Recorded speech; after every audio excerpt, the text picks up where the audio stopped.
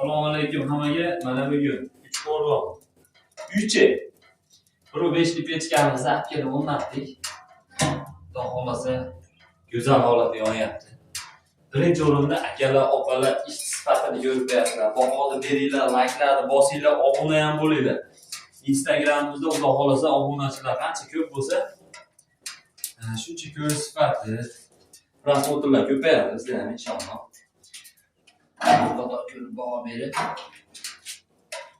ishlarimiz sifatiga, tozalikka, pokizalikka birinchi o'rinda e'tibor beramiz. Qani, orqa tomonni ham ko'rsatib beramiz.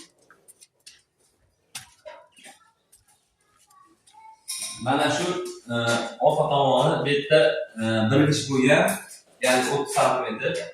30 sm-ga 11 sm-dan chiqib qoladi. Chiroyli holatda bo'ladi.